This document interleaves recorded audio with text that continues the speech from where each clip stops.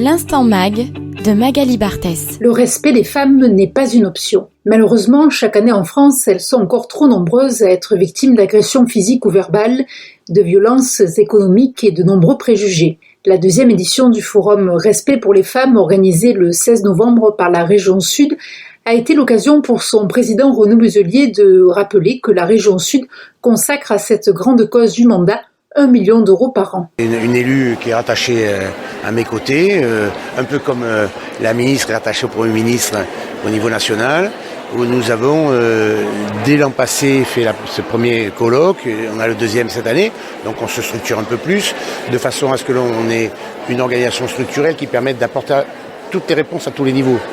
Aujourd'hui, c'est l'accompagnement, comment prévenir, comment après sanctionner ou comment protéger. On dégage en face de ça des moyens financiers, des moyens techniques. Dans les moyens financiers, ce sont des moyens que nous votons à l'intérieur de l'hémicycle. J'ai vu des gens de l'opposition, des élus de l'opposition qui étaient là et qui votent systématiquement aussi tout ce que l'on fait, alors que c'est pas forcément dans nos compétences. Dans ces moyens financiers, c'est à peu près un peu plus d'1 million d'euros, ça fera quand même 10 millions d'euros d'ici à la fin de la mandature, qui sont mis à disposition des associations, des maisons de femmes, etc. Il fait en sorte que nous allons doubler le nombre d'ouvertures de maisons de femmes. Ça en fera à peu près 2 par département. Comme il y a aussi ce problème de proximité, de sécurité, de boutons poussoirs, nous avions à l'intérieur de notre majorité une élue qui a mis en place Mon Shérif. On a fait des commandes et on va distribuer aux associations des moyens qui permettent d'appuyer sur un petit bouton qui est poussoir pour appeler tout de suite à l'aide quelqu'un tout de suite. Pas forcément d'ailleurs dans le domaine judiciaire, mais plutôt quelqu'un de proche de sa famille qui peut intervenir tout de suite en cas d'alerte sans se voir. Et ce dispositif évoqué par Renaud Muselier, c'est Mon Shérif. L'un de ses avantages est de ne pas être visible du potentiel agresseur. Dominique Brogy, sa créatrice, nous en présente les caractéristiques. Le bouton, il est fait pour sécuriser, pour protéger, certainement pas pour amener de la panique supplémentaire ou de l'anxiété.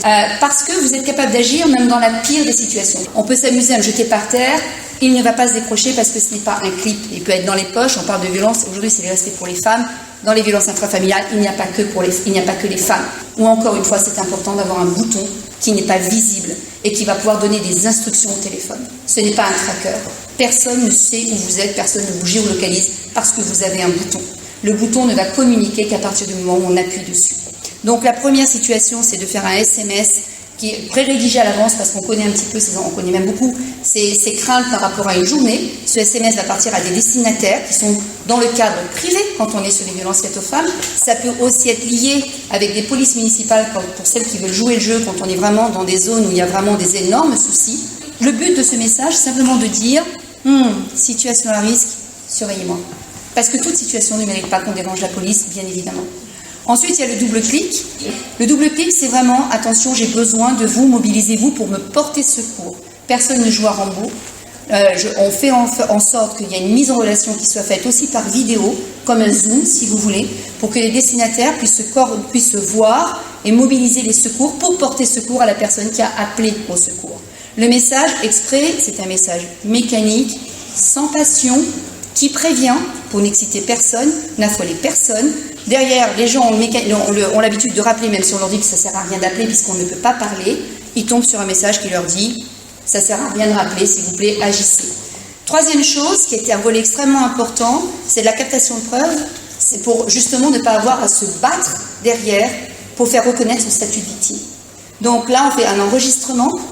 L'enregistrement, depuis le 23 mars 2021, sous contrôle de l'avocate qu'est Jennifer, est une preuve recevable au pénal à partir du moment où c'est un enregistrement qui est fait à l'insu de l'auteur des violences dans le cadre de violences. 4 ans après le lancement du Grenelle des violences conjugales, la ministre déléguée auprès de la Première ministre, chargée de l'égalité entre les femmes et les hommes et de la lutte contre les discriminations, Bérangère Couillard, se dit déterminée à poursuivre les actions menées jusqu'alors pour lutter contre ce fléau. On va déjà dire qu'avec Renaud Muselier, on se connaît bien. On se connaît bien parce qu'on a déjà eu l'occasion d'échanger sur le sujet de l'égalité entre les femmes et les hommes et l'action qui est menée. Vous savez, on ne peut pas mener une action efficace si on ne s'intéresse pas à ce qui se passe dans les territoires. Et moi, je souhaite vraiment souligner cette initiative qu'a lancée Renaud Muselier en tant que président du conseil régional. Il y a des moyens qui sont consacrés donc du ministère qui sont évidemment donnés à la région Sud. Et d'ailleurs, 67% de ces moyens sont utilisés pour la lutte contre les violences faites aux femmes. Donc ça montre l'engagement qui est celui de Renaud Muselier sur la question, notamment des violences conjugales. Selon les chiffres du ministère de l'Intérieur, 244 000 victimes, des femmes en grande majorité, ont déposé une plainte pour violence conjugale, un chiffre en hausse par rapport à celui de l'année passée. Ça veut dire que les femmes continuent à parler davantage.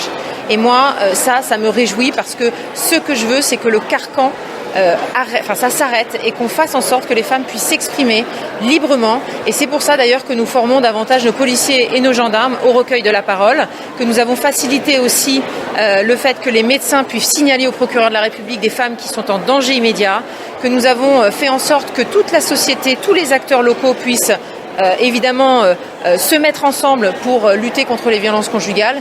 Ce forum était aussi l'occasion pour la ministre d'évoquer les dispositifs dont peuvent bénéficier les femmes victimes de violences. Il est possible pour les juges de pouvoir déployer, de pouvoir attribuer un téléphone grave danger sans qu'il y ait de rupture. Et ça, c'est pour ça que je le soulignais.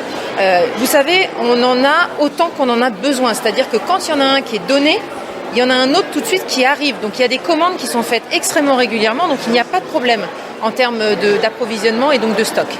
Nous avons mis en place beaucoup de dispositifs et nous continuons de les renforcer, notamment avec l'ordonnance de protection qui va être délivrée en 24 heures. Vous savez, c'est très concret. Ça veut dire qu'on va changer la charge de la preuve. On ne va pas attendre de voir si l'auteur est vraiment coupable.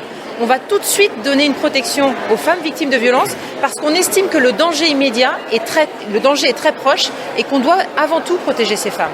Donc vous voyez, ces dispositifs, ils continuent à être déployés.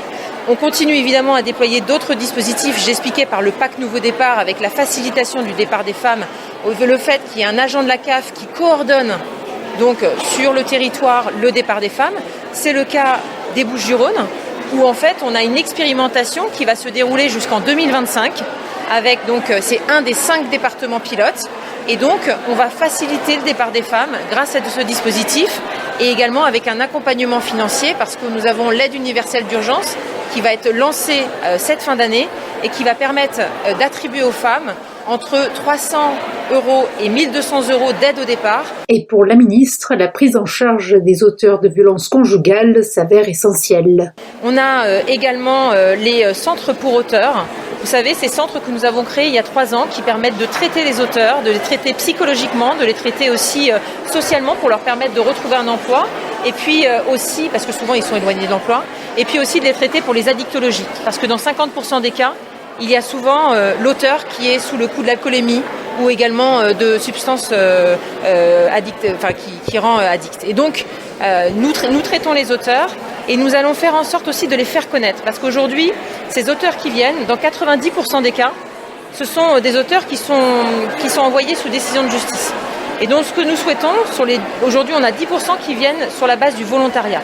Et donc, ce qu'on souhaite, c'est aussi faire en sorte qu'on fasse de la prévention, faire connaître ces centres pour auteurs, pour que ces personnes, parce qu'il y a des auteurs qui n'aiment pas la personne qu'ils sont en train de devenir et qui ont envie de se faire aider. Et donc, en voyant ces centres pour auteurs et leur existence, ils peuvent aussi avoir envie de rejoindre ces centres pour auteurs pour être soignés et accompagnés. Justement, nous allons lancer une grande campagne de communication d'ici à quelques semaines qui va permettre de les faire connaître sur l'ensemble du territoire français.